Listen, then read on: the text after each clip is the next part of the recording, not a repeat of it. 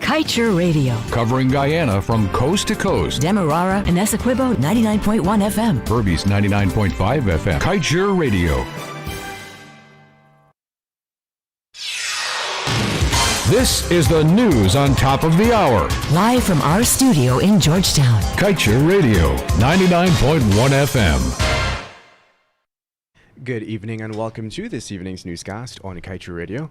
I am Kevin Smith. Let's get to the news in detail.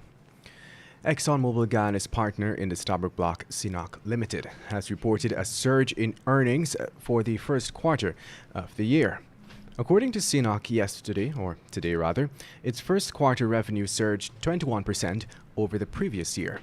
The company has since attributed its increased revenue to recovering oil and gas prices and higher sales.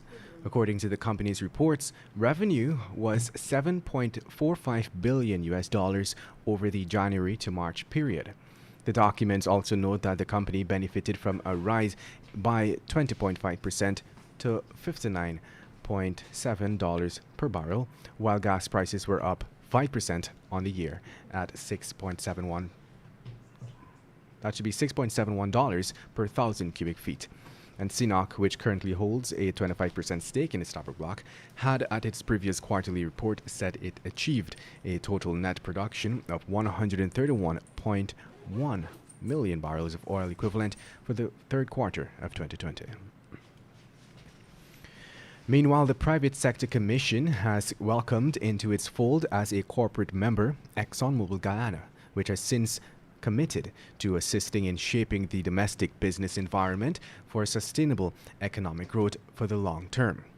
This was disclosed recently by Exxon Mobil Guyana President Alistair Routledge, who, in brief remarks at the PSC's 29th Annual General Meeting today, said the oil company was delighted to be part of the PSC. He noted that, I quote, "There is a lot of opportunity ahead," and as such he welcomed the opportunity to join the Commission to be part of trying to shape and make the business environment effective. This, he said, is aimed at building the PSC's capacity in order to grow a sustainable economy for the long term. Meanwhile, Exxon Mobil Guyana's advisor on public and government affairs, Janelle Prasad, confirmed with the media today that 14 rotational workers supporting its operations offshore Guyana have tested positive for COVID-19. Prasad said the 14 cases were asymptomatic or have mild symptoms at this time. The advisor disclosed as well that these individuals have been appropriately isolated to limit the spread of the virus.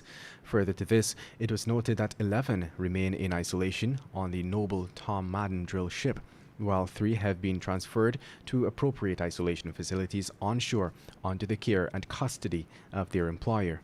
If necessary, Prasad said plans are in place to safely transport the remaining positive workers onshore, while adding that safe and healthy workplaces remain a top priority for Exxon, Guyana, and its contractors.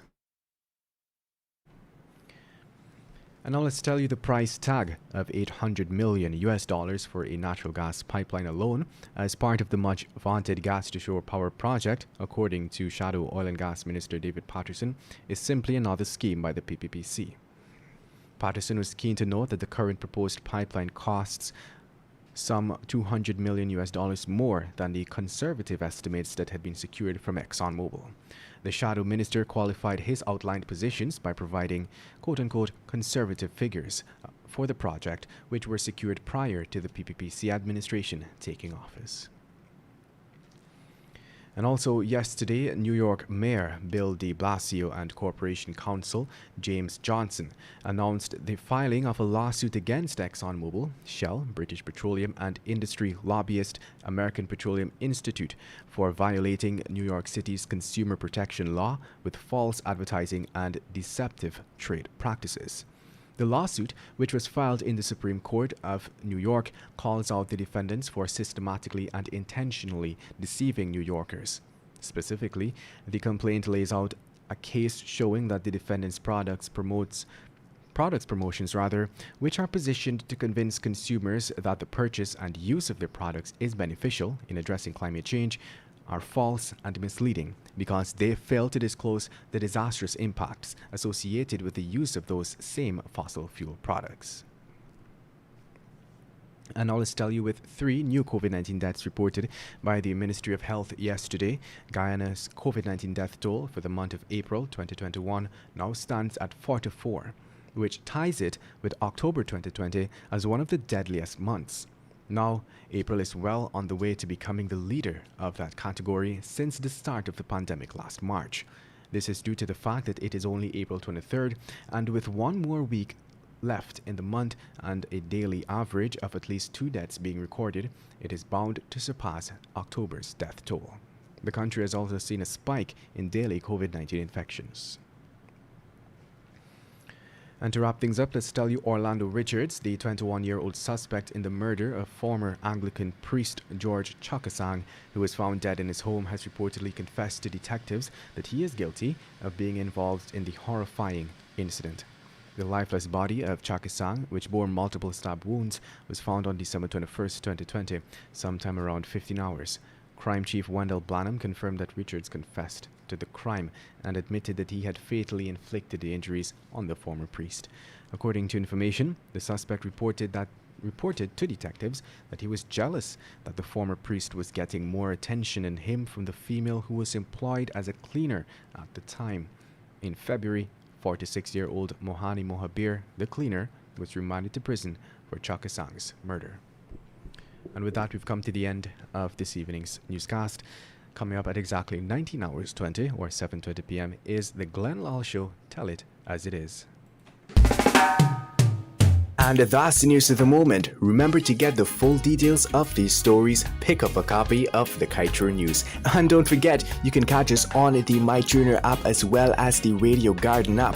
You can also keep up to date by liking our Facebook page at Kaieteur Radio and subscribing to our YouTube channel, Kaieteur Radio Livestream. Oh, also catch our stream at www.kaieteurnewsonline.com/radio. It is now 19 hours 9 in Guyana. Coming up next, a short presentation from the publisher of the Kaieteur News, Mr. Glenn Lal.